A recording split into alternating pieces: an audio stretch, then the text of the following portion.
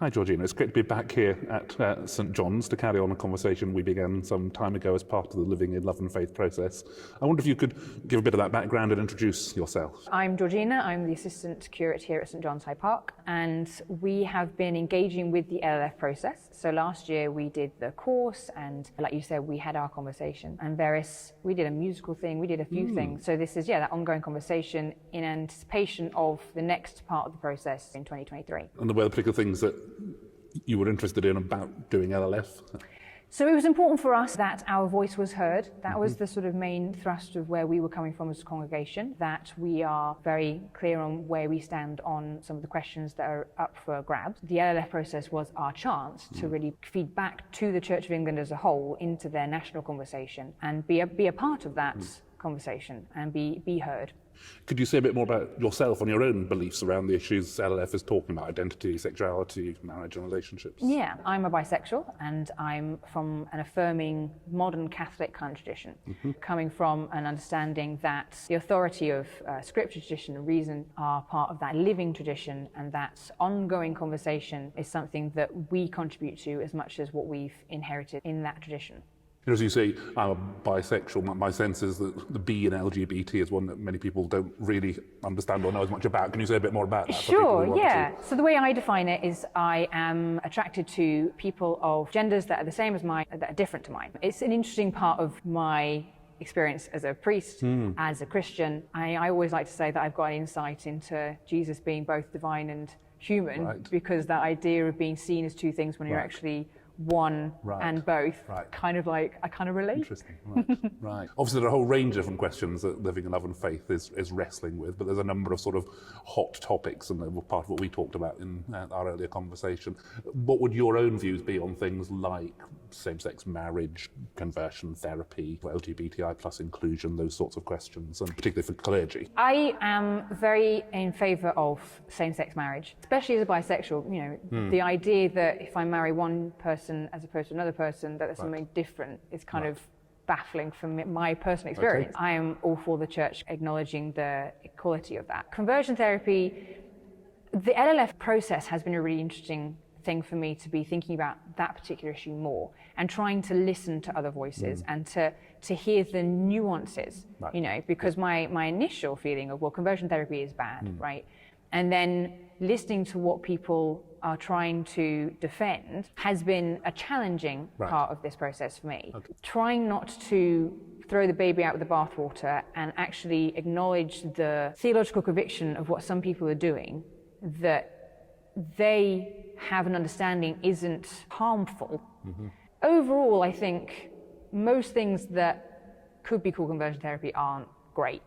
The provision for what could possibly be defended as not harmful is small, I think. That's a really interesting nuance. And when it comes to clergy, I think clergy shouldn't be forced to perform services that go against their conscience. And we've had much provision for all sorts of things along those lines before. So, following that sort of provision and following what other Anglican churches in other countries have done, I've got no problem with a priest saying they don't want to do that. But I have no problem with clergy being in parity with laity when it comes to being married to a same-sex partner as a clergy person, and with everything that marriage is. You said in describing yourself how scripture, tradition and reason sort of go together. How would you sort of then explain to someone maybe who disagreed with you on same-sex marriage or something, how you read scripture and tradition and reason? You talked about your own experience and the oddity as someone who's bisexual being able to marry but not marry.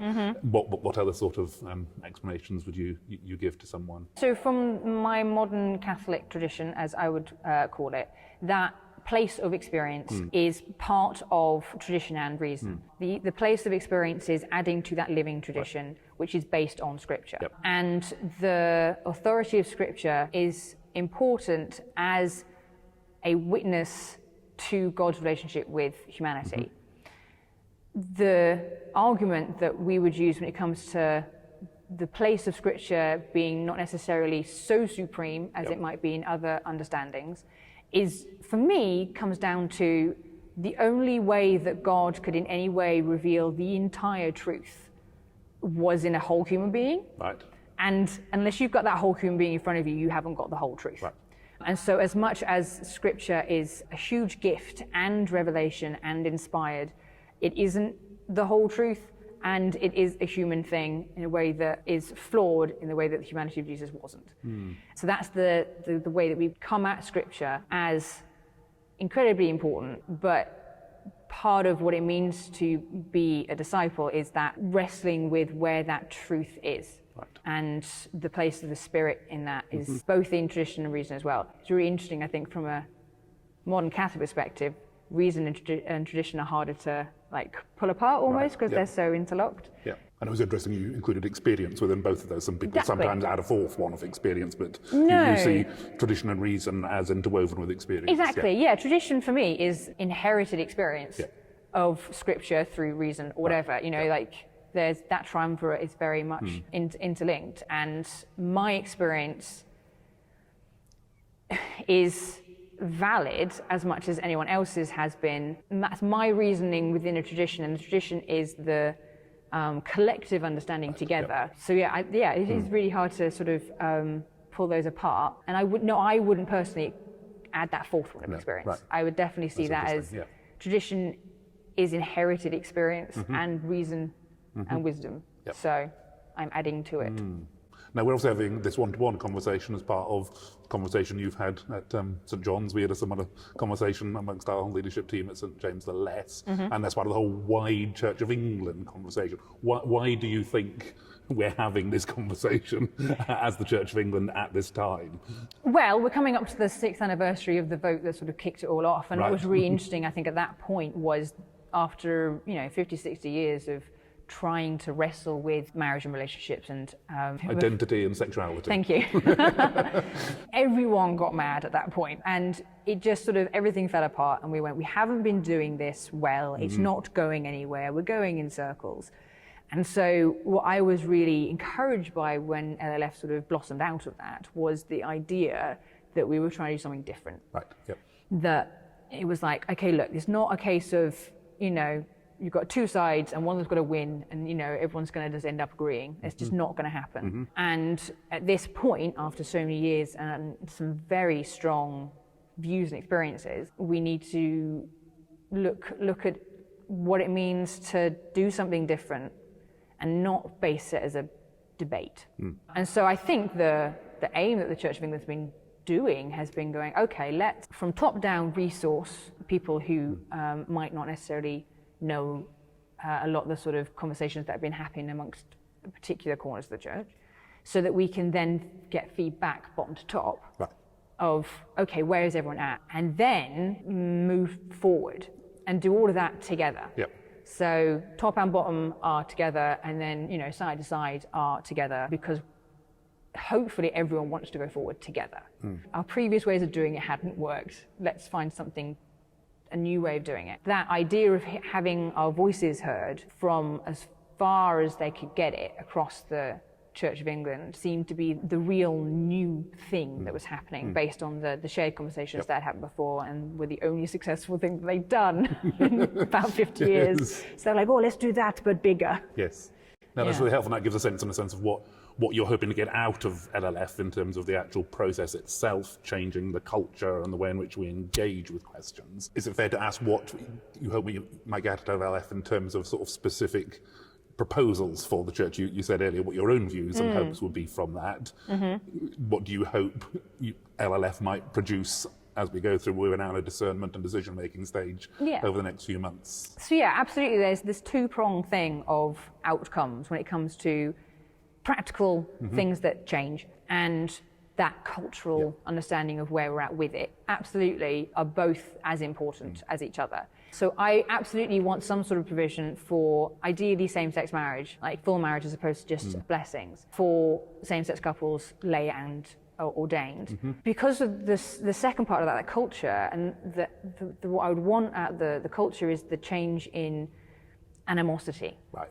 Yep. Essentially. I was very lucky that I came from a modern Catholic church and then I got trained at an evangelical college, and that was before LLF. The importance that I learned of actually listening to people I disagreed with was so important to my discipleship as well as my priesthood that I really want that for the church as a whole. I really want something of that microcosm I experienced of we prayed together and we worshiped together and we studied together and we discipled and we lived and ate together. And we had differences of opinion, and I didn't change my mind talking to them, but I changed my mind about them. Okay. And that was so important, and that's what I think we've lost a sense of being together in difference. Right. We've just concentrated on the difference. So when it comes to the practical changes, out of that culture, it's almost like the definition of compromise is no one ends up happy. We're all going to be unhappy at the end of this. Because this is the thing, people who have extreme views are not going to be happy whatever happens, because they want all or nothing, as it were. And I don't think we're going to get either, and I don't think we should. I don't think the extremists have got it right on either side, because either extreme view denies the humanity of the other. Right. That's what gets lost when it turns into a debate, is the humanity. And I want to have compassion and understanding and respect for people I disagree with, even though I can't respect what they think, because I feel it dehumanizes me. Right. But I can't use that as an excuse to dehumanize them and say, you just need to buck up and take it, as it were. It's really interesting talking about the provision for previous things, divorce and women and such, is there's new discourse around whether those were fit for purpose or not at the moment. So going forward, do we use the same thing or do we change it? I think is where we're really going to get into the nitty-gritty. What do provisions look like? How much needs to just be overhauled and how much needs to be sort of gently held? I don't know. I don't have the answers to that. I'm very glad I'm not a bishop or on synod at the moment, because those practical decisions are important. They have an effect, and as much as I want the overarching stuff to change, like that fundamental churches and priests being able to do same-sex weddings, I don't want people to. People are going to feel all sorts of things when that happens. They're going to feel not listened to, rejected, sad and angry. And there's no way of stopping that, but the mitigating, it's not mitigating what they feel, it's mitigating the effect on the relationships. Right. The fact that whoever's upset, and it will be people on both sides, they're being upset, not breaking down what we've been trying to do. How you do that, provide for that, is it's kind of up to the will of the people involved. Yep. Everyone's called to sacrifice in this. There's no winning and feeling like you've just got everything. That's just not how you do community. And we are supposed to be community. From my perspective, bringing in same-sex marriage is fighting injustice, which is one good thing. But you can't then impose more injustice. You have to have mercy.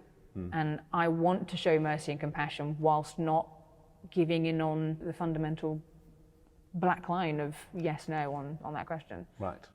No, that's really helpful, and it's captures well, I think, part of, as you were saying, what the Living, Love and Faith project is trying to do in terms of building relationships and understanding. And in some sense that makes it more difficult. It's easier to disagree with someone and have nothing to do with them, but actually to have ongoing conversations and relationships and community. And you talked about how you were aware of how people would feel where the sort of outcome you wanted to be closer to where we ended up. How would you feel were it to be the other way around, and there to be little or no change? That was obviously partly some of the controversy 6 years ago that you referred to. If again we were somewhere like that or not anywhere further on from that as much as you wanted, how would you feel and respond to that as an outcome for the process? Yeah. I remember the first time the women bishops vote was no. Yep. I hadn't really been keeping track of it. But even just as that point, just a lay member of the of congregation, it was so devastating. Felt like a rejection of not my beliefs, but who I was. The idea that I was a woman interested in priesthood, and I feel like there'll be an element of that. It's inevitable that it'll be what it feels like, and that betrayal of an institution that. Well, certainly as a priest, I've obviously, even more connected to, connected to, given to, committed to. And I know from talking to my peers that there's a lot of curates and priests that are sort of my generation that are seriously considering that commitment and what it means to be committed to an institution, that if it does that, can they deal with that betrayal? Can they carry on being committed? And this is the thing, even in this country, we can go across two borders and become priests in churches that haven't done that, and that appeal, is a really sad thing to even be contemplating. I feel called to the Church of England specifically, I don't feel called to the Church in Wales or the Episcopal Church in Scotland. But what it means to be a priest of God beyond that, and if I want to carry on that, that's the question a lot of people in my position are going to be looking at when it comes to affirming priests. I think I personally will probably stick. Right. And keep working in the same way that obviously with the women bishops it came around again. I'm the generation that stands on the very tired shoulders of giants, and I think a lot of those giants are going to give up at that point. Yeah. They'll be done. Okay. They've done their 30-40 years of fighting and they're just done. And fair enough, I'll take up the baton. Do you know, I've got the energy left and not as much cynicism. I'll be doing it for those voices that have worked so hard. I'm not giving up yet because I love the Church of England. I love everything else we do and the way we do it in so many ways that I think it's worth staying around and following that call and seeing what it means.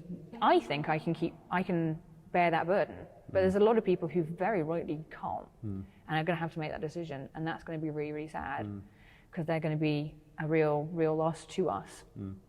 And it sort of feels that, as you say, the poor bishops having to make these decisions, whatever they do, there's going to be a certain number of people in different parts of the church who are feeling something like that at the end of it. Yes. I don't know what, I mean, having said how you would feel, how would you respond to those who are feeling like that if actually it ends up closer to where you are? Yeah. And they're the ones who are feeling some of the things you've described, how you would respond. My hope for my own reaction would be, what does it mean to love those people in that moment? And love looks so different depending on how you're loving and where you're loving and etc. What's my small part in it? What's my small part in showing that love? It's interesting when we did the LLF course here, because there's such a strong feeling in the congregation. Right. A lot of what I was doing was almost defending the people we disagreed with. Right, yes, because you knew them and why they... Well, because I knew them and I had tried to understand what they thought, and I was trying to explain why they, weren't just idiots or mad or malicious, which is the sort of that antagonistic debate kind of stance that you end up thinking. So that's going to be that continued thing within myself of the voices are going to cry out in pain, and that's probably going to not sound very nice to my ears, and it's holding back from that attitude of going, we were saying that because you're one of these things, going, how do I love you in this? You are saying that hopefully in a way that is because it is your conscience and your conviction and you're trying to do good and you're trying to be loving. I would hope that any interaction I had, whether it was in person or obviously these things are often online, would be, it's interesting. I'd have to stick my head a little bit above the parapet and try and be compassionate and defensive in a way that will make people who technically agree with me, some of them get really like, why you be nice to them? I'm like, because I think I should be. And that's going to be a really interesting fallout, is there's going to be this constant discourse about how much have we taken that they don't deserve compassion in response anymore. They lost, they have to get over it. And all those sort of, Brexit's been an interesting, similar sort of thing, and trying to be like understanding and compassionate without compromising my principles. Yeah, it's going to be very difficult, but that's what I hope, that I wouldn't do that instinctual emotional response, but actually stop and think and pray. So you've given a bit of a sense there about some of the things you've learnt from doing Living Over in Faith yourself and as part of a congregation here. Are there any other particular things, either in terms of the process itself and the disciplines we need to learn to engage well across difference, or in terms of intellectual understandings that you've learned from the process? I think the importance of, and the time it takes for what people are liking to call culture change has been much more evident, because I think for such a long time it was framed as, well, here's why you should think this, or why you should think this. And then if I can convince you of that, obviously you'll just get on board and everything will be fine. And it's like, well, no, it's so much more is tied into that. We're such complicated people that the time it's going to take and the conscious decisions that are going to have to be made and the nuances to those decisions. Like here in the Diocese of London, I'm now on the LGBT advisory group. And just what that means for our diocesan culture change and what our bishop is trying to do is something that has come out of mistakes, and now we've implemented it, and we're still not quite sure how it's going to work. We've got a vague idea, and I think we've all got some vague ideas, but it's going to be working together still, regardless of what happens next year and what lines we cross. It is working together. It's not simple. Learning that the time it takes for people to journey together in both ways. This is the thing, both parties can go in thinking they know how this journey is going to go and thinking about how they're going to affect the other person. But it takes quite a long time then to realize I've been changed as well, regardless of my views being changed. I think that's what I've really learned, is that it's not necessarily just about changing views, and you can change without changing your view. Right. That's, I think, the light that we need to sort of be heading towards. Obviously, you've done LLF here as a church. You've said something a bit about the sort of the culture of the church, as well as your own perspectives. Do you have any particular suggestions for people who are still engaging with the materials that are out there, or just for our ongoing conversations? Because whatever happens next year from the bishops, we will still be having conversations around these questions and having to learn from each other and learn from our mistakes and so on. Any particular things you would sort of offer on that based on what you've done? Engaging with the resources, it's really good as it is. Like, really get to know what it's trying to do, where it's coming from. And then also work out where your context is and how that is going to fit in. And it might fit in wholesale, and that's great, and it might not. Yeah. And I learned over our 5-week course, I did each session slightly differently as I sort of adjusted. And I think that was an important thing for us to work through as a group, what it meant for us to engage, look different session 5 than it did session 1. And also just really encouraging that breadth of resources. Some people really get into podcasts or like watching videos or like reading things. So I learned that our congregation read a lot. So I would send them the written resources that are on the library, for example. I'm sure there's plenty of contexts where no one's going to read stuff, you know, and actually you'd rather just listen to a podcast while doing the dishes or walking the dog. Really engage with the whole lot and see what works and try it out. Try and meet it on its own terms within that context. So going forward, don't stop talking. Don't silo off again. The breaking down of those silos into trying to talk to each other. And it hasn't been perfect, and the whole church hasn't engaged like that, and there are still pockets and things. But there's no one right way. Where's your part in it? I would say from our context, our part was making our voice heard. That was our part. That's what we did. We've fed back, and then we're going to carry on how we are here. For other places, it's a bit more about how are we going to change, or how are we going to add to working within our deanery, our diocese, the national conversation. Different communities, different individuals, different parts of the church are playing different parts, and it's just working out where that is. Everyone has a part to play. I don't think anyone can sit on the sidelines, even if it's just one conversation that you have with a fellow church member. That's an important part of the church talking to itself. We are just a church talking to itself. There aren't us and them, it's just us. And it's the discernment. It's the discernment, to use that very overused church phrase. And pray. Pray for all the people who are playing bigger parts than you, and for all the people who are struggling to work out what their part is, and for all the people who are struggling in their part. It's a struggle in so many different ways for different people, and everyone needs prayer. That's a good way, I think, to end this part of our conversation. Hopefully we'll carry on our conversation as the church will carry on its one. Thank you. Great, thank you, Andrew.